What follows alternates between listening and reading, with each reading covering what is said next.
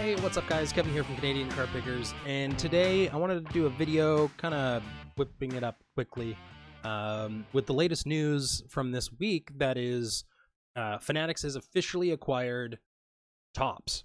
This has been something that a lot of people have been talking about, speculating, because pretty much Fanatics is going around and getting these exclusive licenses with like MLB Players Association, the NBA and NBA Players Association, and the NFL Players Association, which in turn, because these are exclusive long-term agreements that they're paying out the wazoo for, pretty much other brands are just like, okay, we can't make, basketball cards or football cards and that kind of thing. So with Topps, people have been expecting this. Some people are also predicting that we might see a Panini acquisition just because, what can you do? And kind of today I wanted to talk about a little bit of the pros and the cons of what this means as far as Fanatics kind of taking over the trading card industry and monopolizing on it, which is usually never a good thing, but there might be some good things to this compared to my earlier video when this was first announced. So let's jump into it. So one of the big things obviously is with the purchase of Topps, they're going to get the MLS, Formula One, Bundesliga, bunch of stuff for football / soccer, whatever you call it, depending on where you are. We already knew they were going to get the MLB exclusivity, I think 2023 and 2026, because it's players, there's like a different timeline for Topps. But what this effectively does is it wipes that, right? Because now Topps is part of Fanatics. They have access to that licensing. So we aren't going to see, Topps stop. The big question in my head is how Fanatics is going to utilize Topps. Are they going to just have it as a subsidiary, but kind of let them run their course, but with their oversight, which, we will probably see changes? Or are they just going to integrate all of the technology, the processes, the employees into and just transfer them into Fanatics trading cards, and then Topps effectively is just a brand, similar to how Topps has Gypsy Queen. You don't have Gypsy Queen employees, they just have that branding. So will we maybe see that where all of these people will be Fanatics employees? They won't be part of Topps, but they'll use the Topps brand and all those sub brands, things like that. That's the question. But the other alternative is they start from scratch with Fanatics and take from Topps what's good and what have you. It's tough to say. We won't know until we kind of get a preview of, the first set of Fanatics Topps whatever cards. But we likely won't see that for a couple years unless Fanatics just dives into it. It's really tough to say. We know we have 2022 Series 1 coming soon, but we don't know how this might impact. They might say, hey, we're not going to start implementing changes until X date, like, until January 1st, 2023 or something like that. We don't know. We'll have to wait for more information. Another thing, I don't have a source on this, so if you happen to find it, let me know. But I don't know if it's the president of Fanatics, but they were talking about, that collectors like us shouldn't have to send their cards for grading. I don't know what that implies.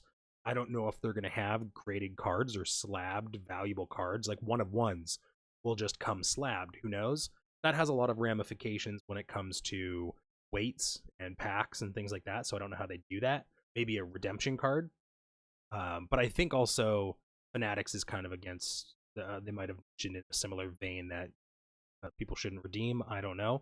Again, I don't have the source. I've only seen what I've seen on like Reddit, on the baseball cards subreddit. But personally, my hope is that Fanatics lets Topps do what they're doing.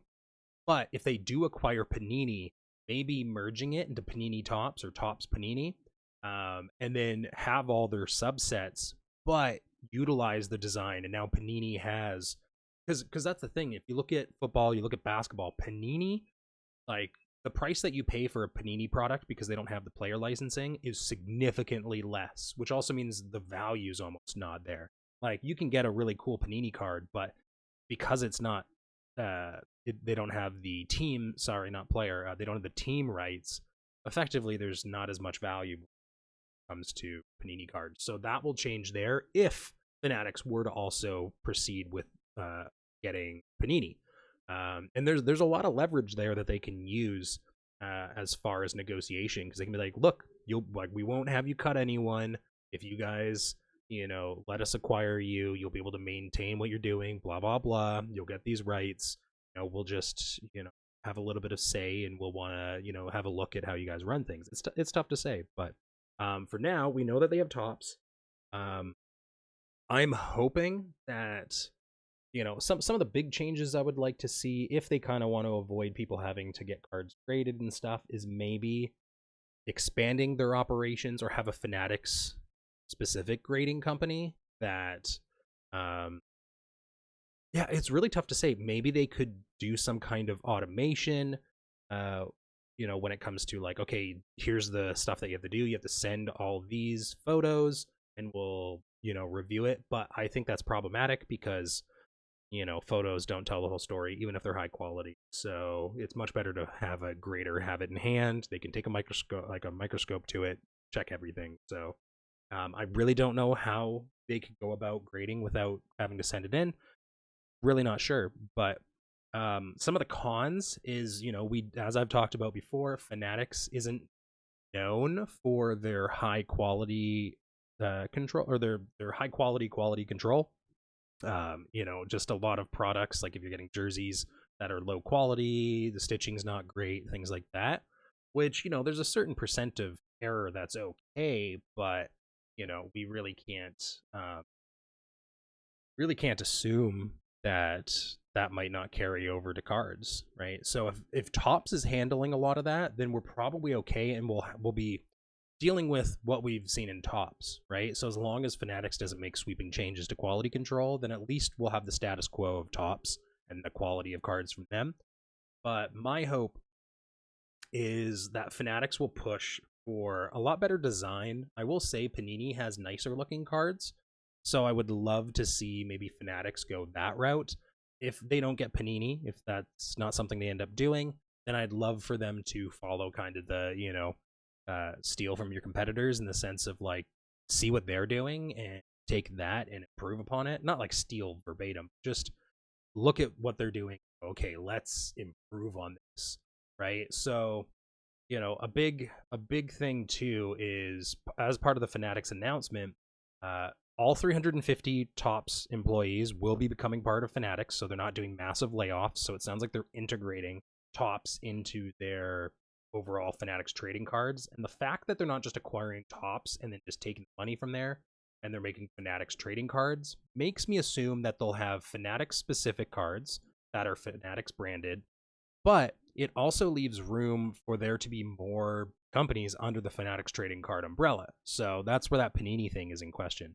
But also part of the acquisition, they're the Topps global vice president and GM is going to continue running Topps, and their vice president and global GM of digital stuff, so that would be like their NFTs, I would assume, and Topps Bunt, those kind of things, will continue to run Topps from within Fanatics trading cards. So I think they're going to shift, because really, what happens is when those acquisitions go, there becomes roles that are redundant with the parent company, so that person's role in the lower company, the acquired company, will adjust to conform to the needs of the parent company. So if they're like, hey, we want you to kind of do what you're doing, but just within Fanatics, then they just shift them over and they're a Fanatics employee, not Topps, but they're still part of the family. Or they might keep them in Topps and then they just have oversight from the Fanatics executives. It's really tough to say. We'll get a better idea over the coming year on from announcements and just movements and things that are happening, and I really feel like we won't see, because Topps prepares in advance, right? We know, like 2022 Series 1, we've had an idea of that in all their planning and design for, I don't know, like 6 months. So they're at least planning a year in advance, give or take. So we'll have to see with that. The one thing I'm really hoping, maybe because of this stronger partnership with MLB, that's a big thing. That's a big reason why Fanatics is getting so much clout with this is because they're allowing the leagues to make a lot more money off of this and be more part of the process. So what I'm hoping is, because of this, we won't see redemption cards as much because they're going to have more clout when it comes to getting higher end players to sign. It's really easy for them to get rookies and things like that, but for the top tier players, you'll see a lot of those be redemption because they actually have to send that out, get the player to sign it, and then get that sent back and then ship it to you is a common thing. That's why they do redemptions, is it means they can backload a lot of the effort on signatures. But we'll have to wait and see. But I am hoping that's a thing that will come of that, is redemptions disappear to some extent, or maybe redemptions will be specific to certain types of cards. So autographs, but it's not going to be a redemption like they need time to do stuff. It's going to be like, oh, cool, this redemption's done. Grab the card, and maybe they'll have graded it. Like, it'll be fresh printed, they'll get it graded, and, you know, they won't ship it out unless it's a PSA 10 grade, right? And then you'll get a slab. You know, I think that would be very cool. Even better is if they partnered with PSA and were able to have, like, in-house people that are processing cards for redemption. Be like, all right, here you go. Then they just ship those out. But, you know, it's tough to see. But I would love to see that, because it would mean it would be way faster to get your card. You know, the turnaround time is just based on shipping and processing, instead of having to ship that out, get it signed, get that back, make sure it looks good, verify, process it all, prepare it for shipping, and send it out, which, you know, there's also lead time up to that. So, you know, that would be a nice thing to see. There's also, I'm just trying to think of all the other things and implications that, you know, come with this acquisition. You know, we were expecting it, but you know, I do hope that Fanatics pushes for a little more risk taking from design perspective. I'd also love to see, as much as Topps Heritage, like, obviously I'm not Topps Heritage's target market, but I would love to see them make that a little more interesting, for lack of a better way to describe it, you know, to make there be a little more variety, because it does feel very bland, especially as a, like, I consider myself, I'm only 30, but I consider myself a young collector. And, you know, the cardboard's really fun. It has this old school vibe to it, but there's a lot of repetition. There's, you know, the inserts are a little bit boring and uninteresting, at least with, you know, the flagship ones, Bowman and stuff like that. You got, like, significant stats and that, but this, they have, like, this newspaper thing, or here's when they were a kid. And it's like, okay, that's interesting, but I don't know, maybe find a way to integrate that, the short prints, stuff like that. It's tough to say, but, you know, we'll have to wait and see how it goes. But yeah, I don't know if there's anything else major I wanted to talk about in regards to the Fanatics acquisition of Topps. You know, we'll probably find out a little more of their plans maybe in the next couple weeks, but it might be a little longer. You know, it's still pretty early on, but I'm sure they discussed a lot of this. I would assume they wouldn't sell. Well, I guess they're not really in a position where they can negotiate much, right? Like, this is basically for them a bailout, right? Like, for the owner and stuff like that. You know, effectively, it in a couple years they'd have nothing to make money off of, because they'd be a trading card company with rights to nothing. So it's a tough one. We're gonna have to wait and see. I hope they'll give us a little more info, or maybe we'll, you know, I'll keep an eye out for an interview with Fanatics CEO and stuff like that, and see if there's anything like that. Maybe react to it. But yeah, let me know what you think about the acquisition. Are you worried, or are you happy to hear that Fanatics bought Topps, because it means that they're not starting from scratch? It's going to be something we still love. It's going to be the same brands and all that, just a different company owning it. What are your thoughts? I think a lot of people always think, oh, an acquisition, everything's going to change completely. But usually it's more internally things change. You know, and with stuff like this, you know, how they're managed, things like that. And who knows? It could be a good thing, you know, especially, you know, you look at the Upper Deck situation. and like most hockey cards are just meh, right? There's nothing really interesting. Like I've opened up a couple hobby boxes, you guys have seen, but it's just not as interesting as baseball. And the thing is with hockey cards, like it is so hard to get anything good. Like normally you'll get a couple parallels and stuff like that, but their hobby boxes are just super bleh.